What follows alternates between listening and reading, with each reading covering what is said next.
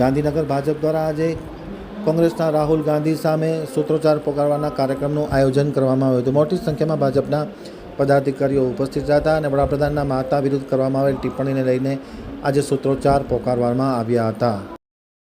ગાંધીનગર ખાતે ભાજપ દ્વારા આજે વિરોધનો કાર્યક્રમ યોજવામાં આવ્યો હતો। કોંગ્રેસ દ્વારા કરવામાં આવેલી ટિપ્પણીને લઈને ભાજપે આજે સમગ્ર દેશમાં વિરોધ પ્રદર્શનના કાર્યક્રમોની જાહેરાત કરવામાં આવી છે, જેના ભાગે લઈ અને ગાંધીનગર ખાતે ભાજપ દ્વારા આ વિરોધનો કાર્યક્રમ યોજવામાં આવ્યો હતો।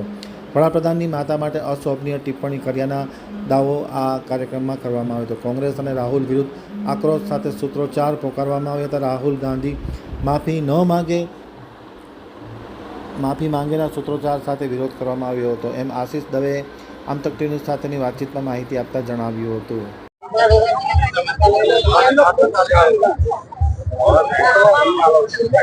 આપણા દેશની પ્રાચીન સંસ્કૃતિમાં માતાઓ અને બહેનોને આપણે શક્તિ સ્વરૂપા ગણીને એમનું પૂજન કરીએ છીએ, એમને સન્માન આપીએ છીએ।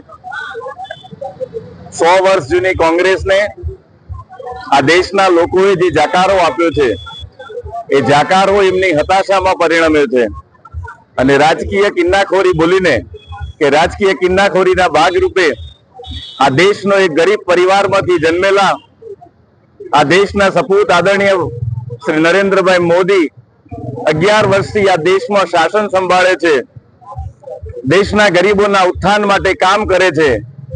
એ કોંગ્રેસની તુષ્ટિકરણની રાજનીતિને ક્યારેય અનુકૂળ નથી આવતું। કોંગ્રેસના નેતાઓએ ગુજરાતના પનોતા પુત્રને અવારનવાર બેફામ ગાળો દીધી છે। સોનિયાજીએ પણ નરેન્દ્રભાઈને મોતના સોદાગર કહ્યા હતા। એમના અનેક નેતાઓ આજ સુધી પોતાની જે આ જનતા પરની પકડ એમના ભ્રષ્ટાચારને કારણે ગુમાવી હતી, હવે એ ક્યાંક ને ક્યાંક હતાશામાં પરિણમે છે। એવા જ બિહારના એક કાર્યક્રમમાં, રાહુલ ગાંધીના કાર્યક્રમમાં આ દેશના પ્રધાનમંત્રીની સ્વર્ગીય માતા હીરાબાને જે અપશબ્દો કહ્યા છે, જે ગાળો આપી છે, એ બદલ આ દેશના લોકો રાહુલ ગાંધી સમગ્ર દેશની સમક્ષ એ માફી માંગે એવી આજે અમે બધા માગણી કરી રહ્યા છીએ અને એ જે ઘટના, એ જે શબ્દોને નિંદનીય ગણીને અમે એને વખોડી કાઢીએ છીએ।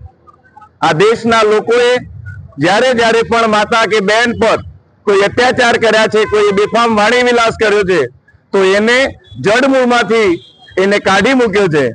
એ જ રીતે આવનારા સમયમાં પણ જો રાહુલ ગાંધી આ દેશ સમક્ષ માફી નહીં માંગે તો બિહારની જનતા અને સમગ્ર દેશની જનતા કોંગ્રેસને એના જડમૂળમાંથી ઉખાડીને ફેંકી દેશે, એવો અમને બધાને વિશ્વાસ છે।